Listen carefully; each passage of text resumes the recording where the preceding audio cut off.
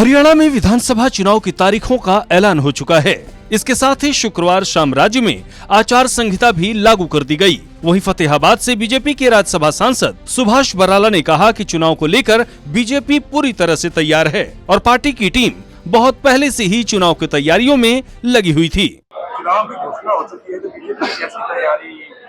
देखिए, भारतीय जनता पार्टी तो एक चुनाव समाप्त होते ही अगले चुनाव की तैयारी में लग जाती है।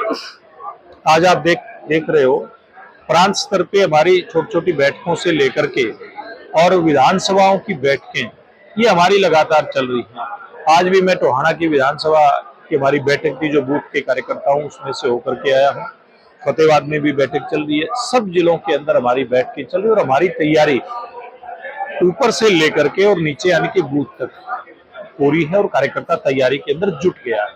वहीं हरियाणा में विधानसभा चुनाव की तारीख जल्द होने के सवाल पर उन्होंने कहा कि इस बात से कोई फर्क नहीं पड़ता कि चुनाव समय से पहले घोषित हो गए।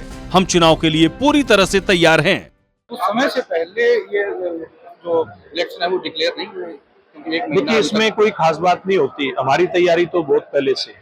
हम लोग तो काम के अंदर लगे हुए हैं। हो सकता है कि सरकार ने कुछ और काम करने हो, सरकार की कुछ काम रह गए हो, लेकिन संगठन के नाते मैं एक बात कहना चाहूंगा कि भारतीय जनता पार्टी की तैयारी पूरी है और हम मैदान में दम ठोक करके आ चुके हैं।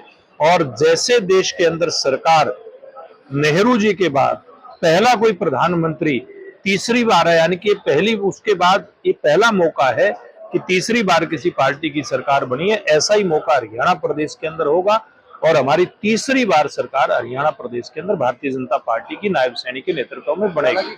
जब टोहाना विधानसभा से चुनाव लड़ने पर सवाल पूछा गया तो सुभाष बराला ने कहा कि किसे कहां से चुनाव लड़ना है और किसे कहां से मैदान में उतारना है, ये निर्णय पार्टी का शीर्ष नेतृत्व लेता है। वो पार्टी के कार्यकर्ता हैं और पार्टी जो जिम्मेदारी देगी उसे वो पूरा करेंगे।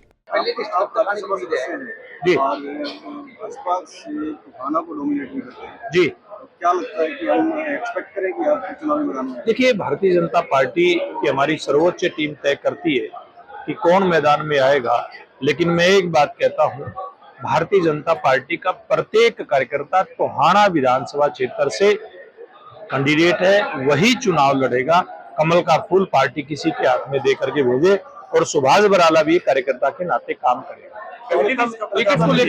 देखिए अभी क्योंकि हमारा जो होमवर्क है पार्टी का, चाहे वो चुनावी अभियान के चलते है या फिर टिकटों के चलते है, वो बहुत दिन से हमारा शुरू हो चुका है और बहुत जल्दी आपको हमारे जो उम्मीदवार हैं मैदान में दिखाई देंगे।